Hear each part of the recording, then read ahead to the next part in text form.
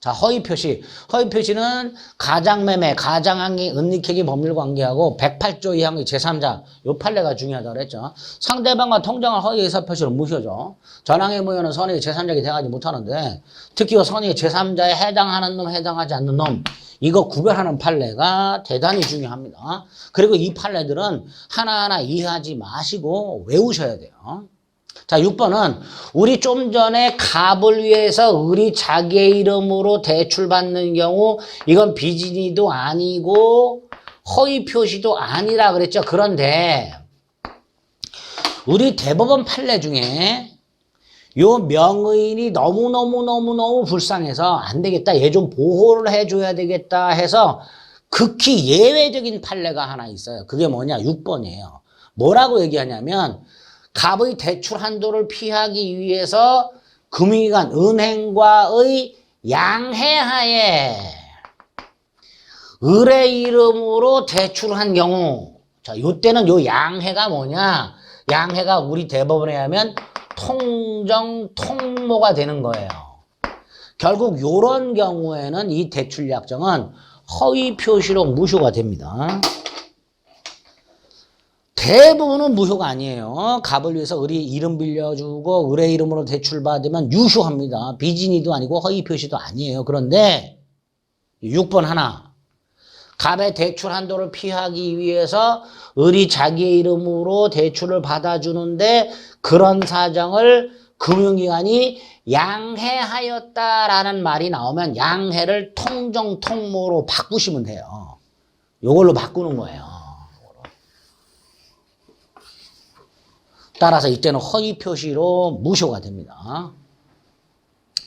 7번 갑회사 근로자 을이 군복무를 위해서 회사에 휴직계를 내라고 했는데 회사가 군대 가 있는 동안 근속연수에서 빼야 되니까 퇴직 및 재입사하라 그랬어요.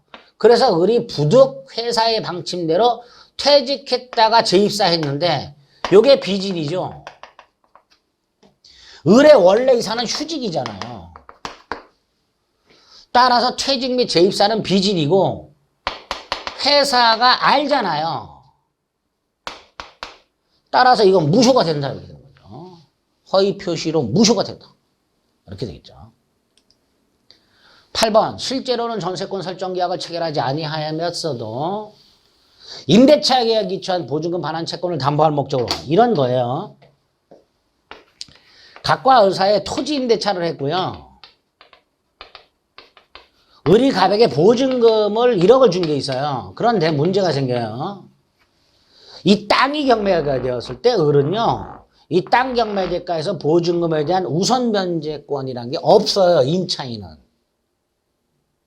민법상 임대차에서 임차인은 우선 변제권이 없어요. 따라서 을이 이걸 우선 변제 받으려면 어떻게 해야 되는가? 갑하고 전세권 계약을 하고 전세권을 취득하면 전세권에 기초해서 전세금 우선 변제권 인정된단 말이에요. 그러니까 임대차 계약에 기초한 보증금 반환 채권을 담보할 목적으로 또는 돈을 빌릴 목적으로 임대인과 임차인 사이의 합의에 따라서 임차인으로 전세권 등기를 격려 할 수 있어요. 문제는 실제로는 전세권 설정 계약을 체결하지 않았단 말이에요. 여기서 실제로는 전세권 설정 계약을 체결하지 아니하였다. 그런데 전세권 설정 등기를 격려하였다. 이게 뭐가 되는 거예요? 허위 표시죠. 실제로는 매매를 하지 않았지만 매매를 한 것처럼 꾸며서 매수인 이름으로 소유권자 등기를 했다. 그대로 갖다 박으세요. 실제로는 전세권 설정 계약을 한 적이 없지만 마치 전세권 설정 계약을 한 것처럼 꾸며서 전세권 설정 등기를 마쳤다.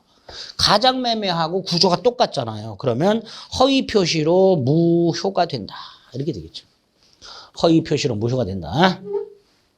그래서 8번은 이런 경우는 있어요. 실제로 임대차 계약을 했고 보증금 반환을 채권 담보할 목적으로 전세권 설정 계약을 따로 하고 전세권 등기. 그럼 유효예요. 그거는. 나중에 전세권에 가면 나와요. 그런데 이거는 전세권 설정 계약을 하지 않았지만 마치 전세권 설정 계약을 한 것처럼 꾸며서 등기를 했다. 이런 식으로 나온 거죠. 그래서 문구가 이게 키워드가 되는 거예요. 이렇게 전세권 설정 계약을 하지 않았지만 마치 계약을 한 것처럼 꾸며서 등기를 격려하였다. 이렇게 문장을 압축해서 기억하시면 됩니다. 허위 표시로 무효가 되겠죠. 옳은 지문이죠.